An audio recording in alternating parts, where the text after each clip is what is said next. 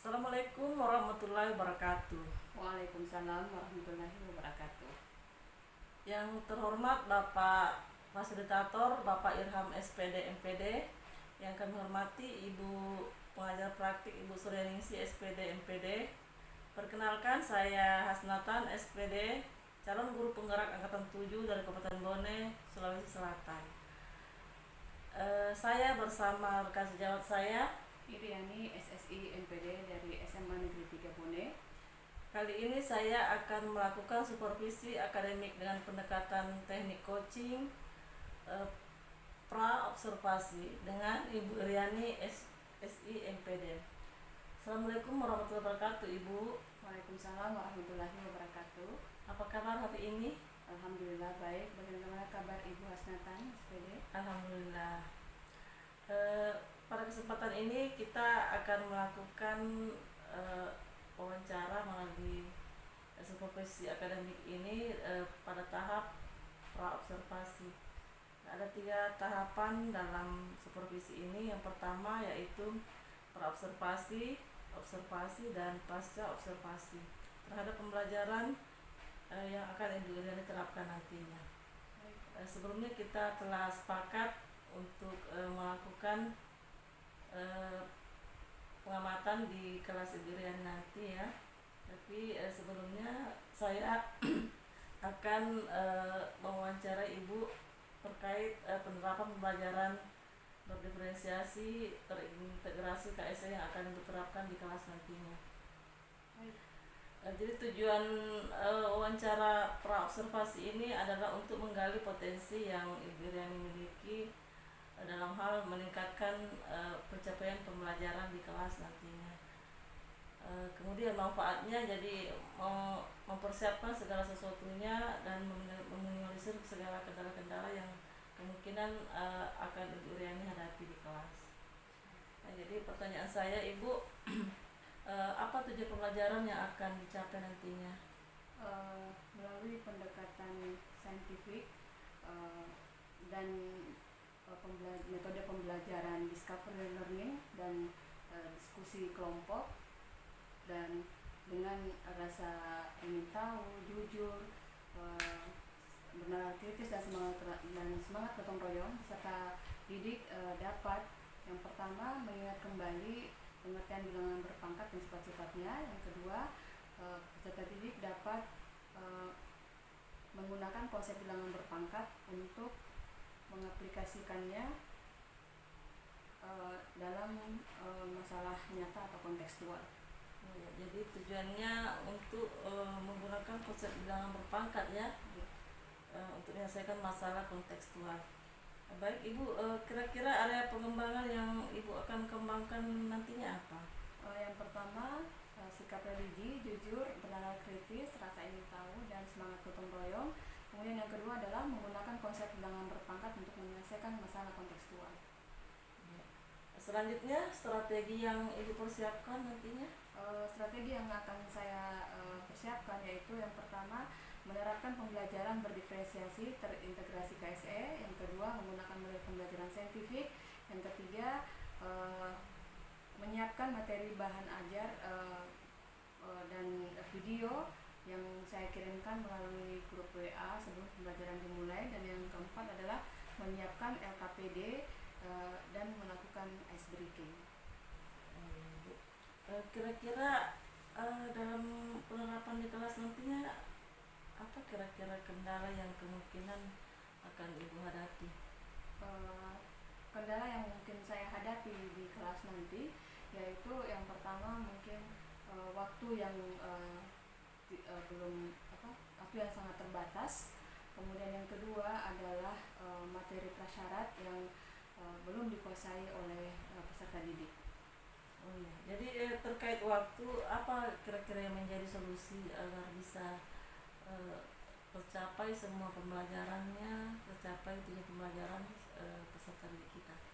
Kalau terkait waktu, mungkin selain pembelajaran secara luring, mungkin sebaiknya juga saya melakukan pembelajaran secara daring sehingga peserta didik lebih bisa lebih paham, ada interaksi mungkin lewat WA atau medsos yang membuat mereka bisa paham dengan materi saya nanti. Oh iya. Baik secara daring maupun luring, mungkin juga sebaiknya pada saat pembagian kelompok itu ada peserta didik dibagi berdasarkan misalnya dengan gaya belajarnya masing-masing, sehingga dari sini guru bisa memilih salah satu dari peserta didik yang bisa mengayomi peserta didik yang lain dan bisa menjadi tutor sebaya bagi teman-temannya, sehingga saya pikir hal ini juga bisa membantu saya untuk menyelesaikan materi pembelajaran pada saat itu, sehingga efektivitas waktu di sini bisa lebih lebih dapat kita capai dan materi pembelajaran pun juga bisa selesai pada saat itu. Ya, yang kedua tadi terkait materi prasyaratnya bagaimana Ibu bisa mengatasi itu? Kalau materi prasyaratnya ya mungkin saya akan mengadakan review kembali dengan materi-materi prasyarat tersebut, karena kemungkinan besar peserta didik pada saat memasuki pembelajaran tersebut itu tidak mengingat, sehingga saya harus menjelaskan sedikit, mengingatkan kembali peserta didik sehingga mereka bisa mengerjakan tugas yang telah saya berikan. Baik Ibu, sekarang apa yang menjadi kesimpulan kita pada percakapan kali ini? Kesimpulan saya pertama bahwa pembelajaran yang menyenangkan dan berpusat pada murid itu dapat kita capai jika seorang guru dapat mengetahui karakteristik dan kebutuhan murid atau peserta didik. Kemudian yang kedua, dengan adanya teknik ice breaking itu bisa menyegarkan kembali perasaan murid sehingga murid menjadi nyaman, bahagia, dan bisa berkonsentrasi penuh untuk menyimak dan menyimak pembelajaran yang sedang berlangsung. Ya, jadi baik dapat dipahami bahwa pembelajaran yang menyenangkan berpihak pada murid itu kita dapat capai jika guru dapat memahami karakteristik dan kebutuhan belajar murid, ya. Kemudian jika kita padukan dengan ice breaking, jadi dapat kembali memfokuskan murid, kemudian dapat kembali menyegarkan perasaan-perasaan murid sehingga bisa tenang, nyaman, dan bahagia. Akhirnya dengan cara seperti itu pembelajaran dapat dengan mudah dicapai. Baik, demikian percakapan kita hari ini. Senang rasanya berbincang-bincang dengan Ibu Iriani.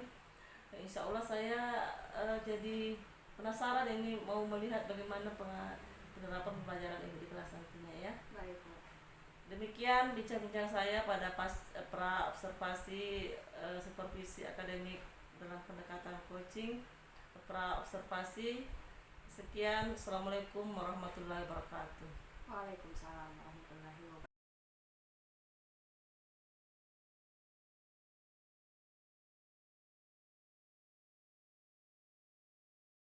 Siap. Sebelumnya bersiap. Gerak. Beri salam. Assalamualaikum warahmatullahi wabarakatuh. Baca doa sebelum belajar.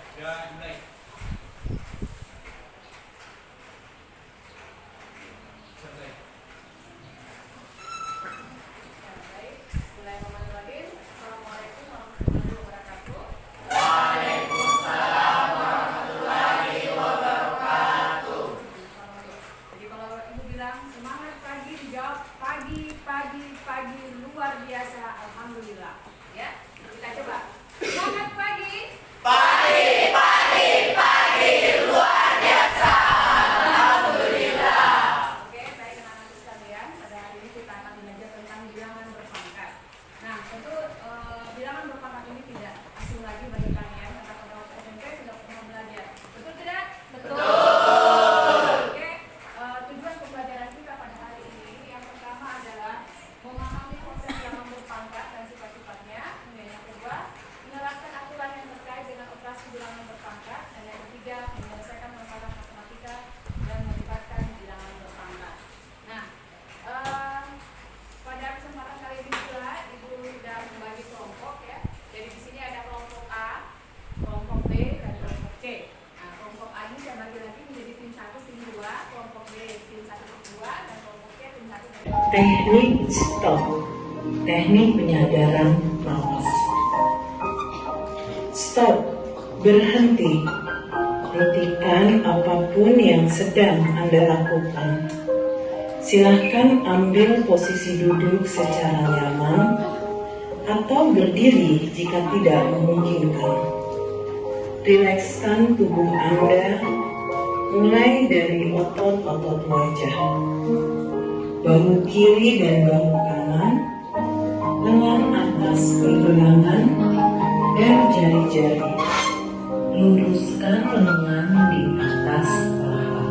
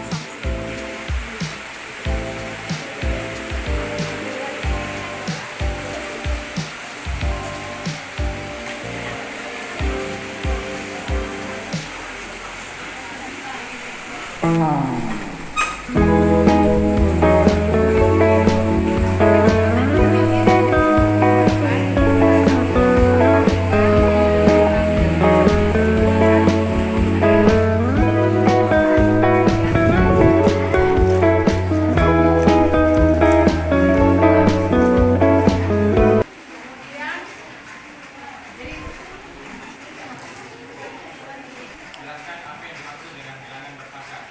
Bilangan berpangkat adalah bilangan yang diberikan dengan dirinya sendiri sesuai dengan banyaknya pangkatnya. Bagian B, apa saja sifat-sifat bilangan berpangkat? Salah satunya yang pertama, berpangkat positif, maka A sama dengan A dikali sebanyak N.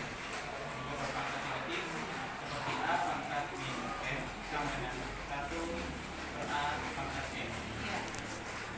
Untuk nomor 3, berapakah hasil dari 2 pangkat 3 ditambah 3 pangkat 2 dikurang 5 pangkat 1? 2 pangkat 3 hasilnya 8, 3 pangkat 2 hasilnya 9, dan 5 pangkat 1 hasilnya 1. Hasilnya 5. Sehingga 8 tambah 9 dikurang 5 hasilnya 12. Kemana yang lain? Ya, kasih aplaus untuk. Nah, sekarang tim B. Gimana tim B? Ya. Nomor 2. Yang bagi nomor 2, bagaimana aturan perkalian bilangan berpangkat dengan pangkat yang sama? Jika suatu bilangan dipangkatkan dengan 2 eksponen yang sama, maka hasil perkaliannya dapat dinyatakan dengan mengalihkan basis tersebut dan menyumbangkan eksponen-eksponennya. Bagian B-nya, apa aturan bagi bilangan berpangkat dengan pangkat negatif? 4 pangkat 2 dibagi 2 pangkat 2 itu 2 bagi 2 pangkat 3. Jadi basis 4 pangkat 2 dijadikan jadi basis yang sama.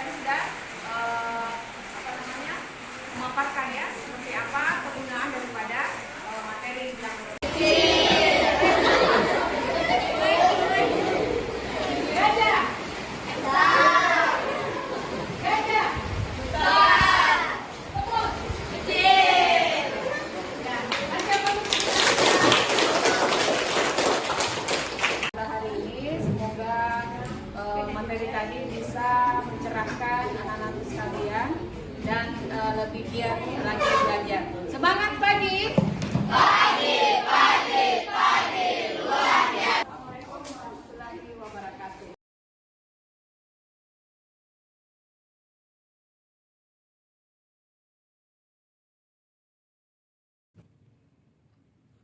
Assalamualaikum warahmatullahi wabarakatuh.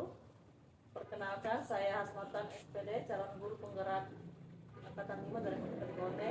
Saya dari PTS Kabupaten Bote.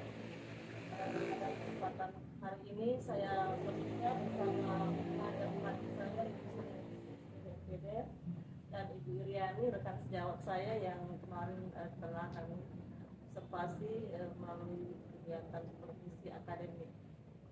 Pada kesempatan ini merupakan rangkaian dari supervisi akademik yang lalu yang terdiri atas 3, yaitu praobservasi, observasi, dan pasca observasi.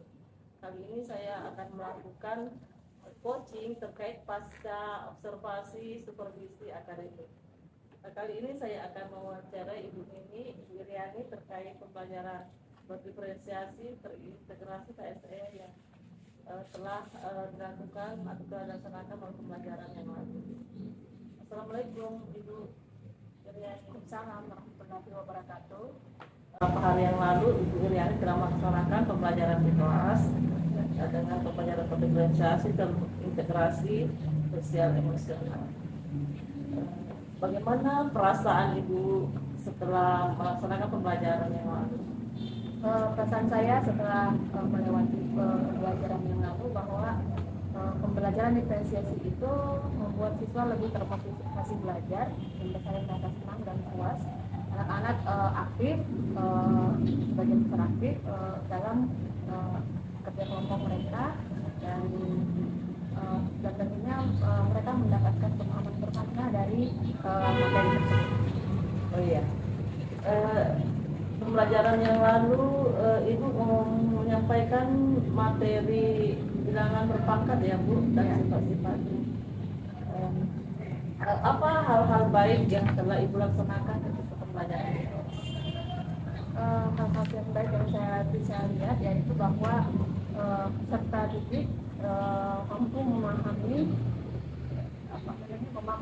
materi dengan produk yang mereka hasilkan. Jadi mereka menghasilkan berbagai macam produk sesuai dengan kemampuan dan potensi yang mereka miliki. Jadi ada yang membuat poster, ada yang membuat PowerPoint, dan ada juga yang menulis di merefleksikan, menuliskan hasil karyanya di kertas. Dan mereka semua sangat senang, karena otomatis bakat mereka tersalurkan. Oh iya, Ibu telah melaksanakan pembelajaran dengan lancar ya, yang lalu bersama dengan baik. Saya lihat mengenai pembuka dan penutup. Saya lihat kata sudah berhenti, sudah terlaksana dengan baik. Kemudian pembelajaran diferensiasi juga sudah terlihat terintegrasi dengan KSE melalui ice breaking yang diterapkan kepada baik Ibu, terkait dengan pembelajaran berdiferensiasi yang telah Ibu terapkan, ada pembelajaran berdiferensiasi konten dan ada pembelajaran berdiferensiasi konten. Bagaimana kemarin Ibu melakukan pembelajaran berdiferensiasi konten?